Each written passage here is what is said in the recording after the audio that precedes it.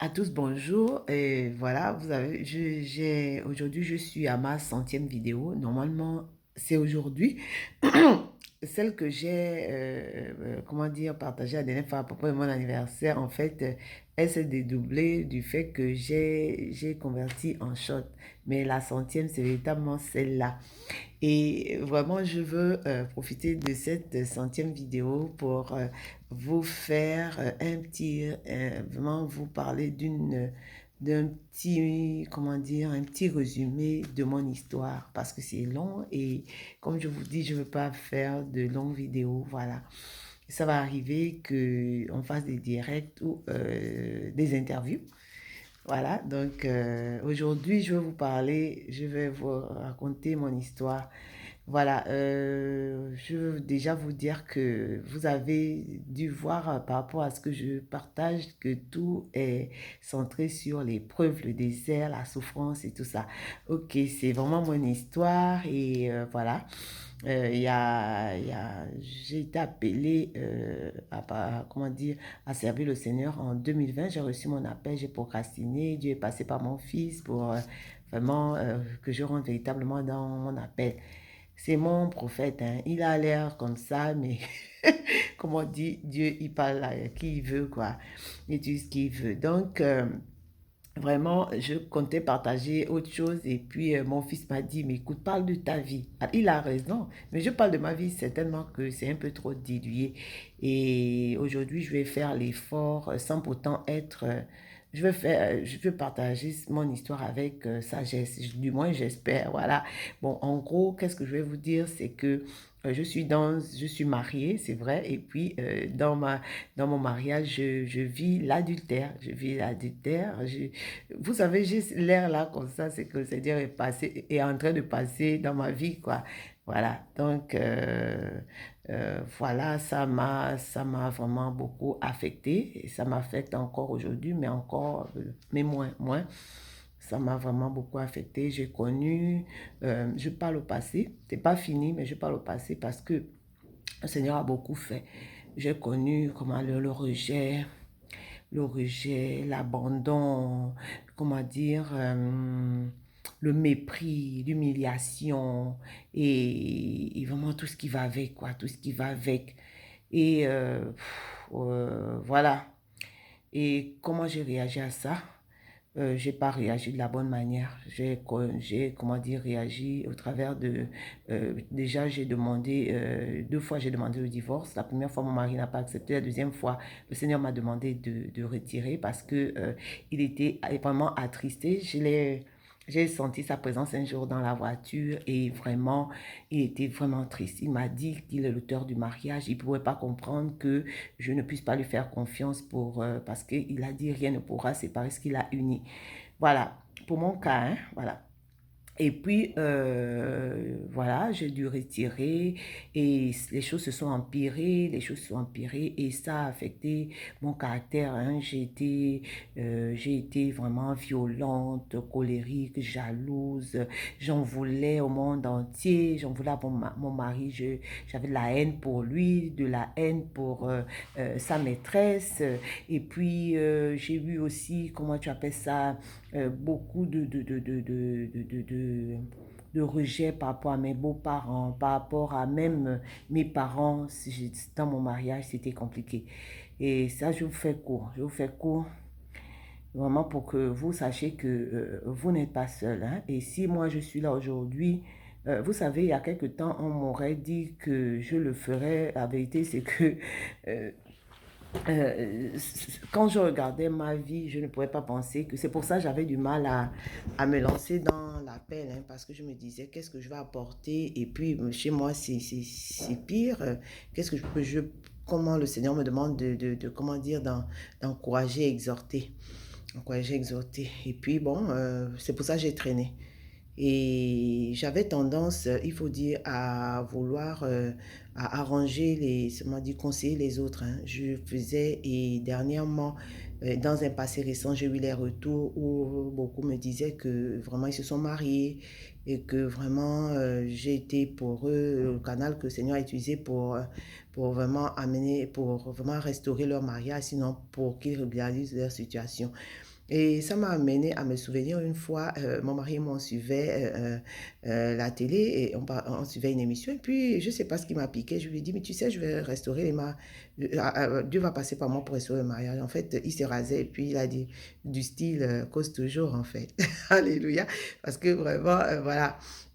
Et puis, il y a une fois, j'avais un souci à la banque et j'ai été convoquée quand je suis allée, alors même que c'était pas... voilà, je suis allée, je ne connaissais pas le monsieur en face de moi, ça veut dire le gestionnaire. Il m'a dit comme ça, vraiment, je vous assure, sans on s'est vu ou s'est entendu ou quoi. Il m'a dit, vous savez, madame, excusez-moi, je ne vous connais pas, mais j'ai ma compagne et elle ne veut pas se marier, je souhaiterais que vous la rencontriez. Je vous assure, je n'avais rien, il ne savait rien de moi et tout. Je suis tombée de nuit et puis je suis allée me cacher. J'ai dit, waouh, mais de quoi il parle celui-là? Et puis je me suis dit, bah écoute, si je vais accepter, mais si je ne peux pas, je vais appeler le pasteur au secours. Voilà, donc c'est un peu ça mon histoire. Et puis, vous savez, je priais mal, j'étais là, j'appelais la vengeance, je priais mal, je priais très mal. Et les choses s'empiraient, et les choses s'empiraient. Et puis, au fil des années, le Seigneur m'a amené, je vous assure, je ne prie plus pour garder mon mari, je ne prie plus, non. Vraiment, je prie plutôt que le Seigneur fasse de moi la femme qu'il a prévu que je sois. C'est ça ma prière. Et je prie beaucoup en langue. Pourquoi? Parce que ça fait que je me défocalise de moi et que je me rends disponible pour que le Seigneur puisse prier, m'utiliser pour intercéder pour les autres. Voilà, voilà mon histoire. C'est en gros, si vous voulez savoir, bon, vous savez, et qu'est-ce que j'ai aussi, qu'est-ce que je dois vous dire aussi, vous savez, j'ai connu, comment dire, le manque d'estime de moi-même en fait. Il faut dire que moi, j'ai toujours travaillé, j'ai arrêté de travailler parce que mon mari était tout en partie. Et puis, j'ai résolu de m'arrêter pour prendre soin des enfants et de la maison. Et ce que j'ai fait jusqu'à présent. Amen. Et puis, j'ai culpabilisé pourquoi j'ai arrêté le travail. Je vous assure, je ne pouvais pas sortir sans être maquillée. Quand je partais prendre les enfants, je faisais vite me monter dans la voiture parce que j'avais honte. Je voyais les femmes avec assurance, là, celles qui travaillent et tout. J'ai connu tout ça. Je me sentais, comment tu appelles ça, je n'avais aucune valeur. J'étais d'aucune valeur ajoutée pour mon mari. J'étais vraiment zéro, j'étais vraiment zéro. Mais le Seigneur est passé par là. Et voilà, aujourd'hui, je vous assure, hein, en ce moment, je n'ai pas de voiture, on ne m'a pas renouvelé. Bon, il faut dire qu'il y a beaucoup de choses qui m'ont été ôtées et tout ça. En plus du rejet, en plus de, comment tu appelles, je suis devenue transparente. Hein? Je dis transparente. Vous savez, je crois que Dieu a, comment tu appelles ça, il passe par là. Hein. Je vois comment j'ai gagné en assurance. Regardez, je vous parle, je ne suis pas maquillée, je peux sortir sans voiture. Quand je parle, ça dit que même quand j'ai pas de voiture ou que je suis à pied, ou bien, je me sens tellement, j'ai une assurance là incroyable. C'est-à-dire que je sais une chose, c'est que vous avez beau avoir vos biens et tout ce que vous êtes et où vous êtes, je suis plus que vous parce que j'ai Dieu avec moi. Amen. J'ai le Dieu de la sagesse. Je sais plein de choses que vous ne savez pas. Il me révèle les choses cachées. Il me conduit. Voilà. C'est ce que moi je vous partage. Maintenant, si vous voulez savoir un peu plus, hein, je vais vous mettre mon email dans la description. Et puis, voilà, vous pouvez toujours poser des questions dans le chat et tout. Et puis, voilà. Et je vais vous dire, hein, les choses n'ont pas changé, mais Dieu m'a beaucoup transformé. Et puis, vous savez, j'ai choisi, du moins, et puis j'ai été dure avec moi-même, hein, c'est-à-dire que euh, quand je me trompe encore ou quand il m'arrive de tomber, je m'en vais, tout ça, le Seigneur m'a rappelé que c'est comme, comment dire, la maturité passe par, c'est comme la croissance, c'est-à-dire que elle n'est pas, elle est progressive et donc, voilà, mais moi j'ai résolu d'aimer mon mari. Vous savez, je refuse désormais de me séparer quand il part de la maison, d'être en colère. Non, je le serre dans mes bras. Quand il arrive, je vous assure, parce que en amont, j'ai dit, Seigneur, je refuse d'être la femme là qui veut se manifester, qui la quereuse, qui oblige son mari d'être dans le coin de toi. Non, Seigneur, je veux être celle qui reçoit son mari, qui l'aime. Et c'est comme ça que je fais. Et puis les choses se sont adoucies. entre lui et moi. Mais bon, il y a toujours encore des choses, il y a encore des choses, par exemple, il y a des avantages, enfin, des choses que moi j'avais qui commencent à diminuer parce que, voilà, il y a quelqu'un d'autre et c'est compliqué. Mais je vous assure, Dieu ne me décevra jamais et j'ai choisi la bonne part. Amen. J'ai fait ramasser comme ça et voilà. Si vous voulez en savoir plus, n'hésitez pas de m'écrire, soyez bénis. Et puis j'ai une joie le Seigneur dans cette situation-là, vous savez, ça m'a il m'a rapproché plus de lui et puis il m'a rapproché plus de lui et puis comment dire, il m'a appris à, quand j'ai eu mes 50 ans, et alors que je sortais d'une conférence et tout ça, ma vie a été, comment shifter, quoi. Je suis venue, ma garde-robe, j'ai tout jeté, j'ai revu.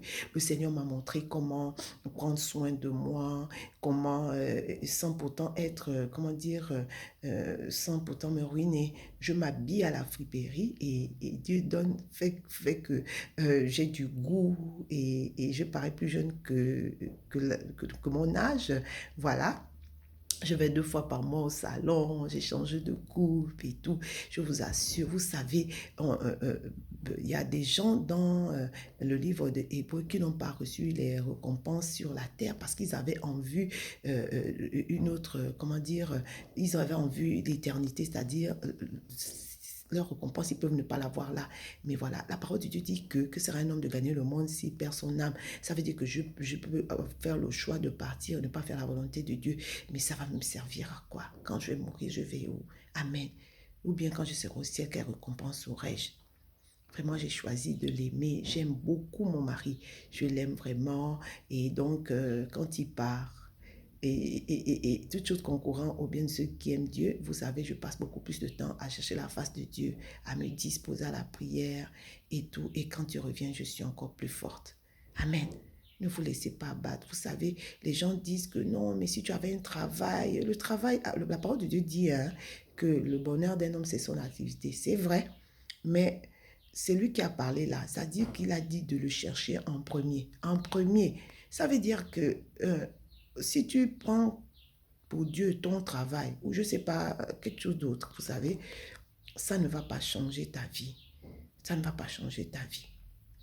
Donc, vraiment, fais confiance au Seigneur et demeure béni. À très vite. Merci.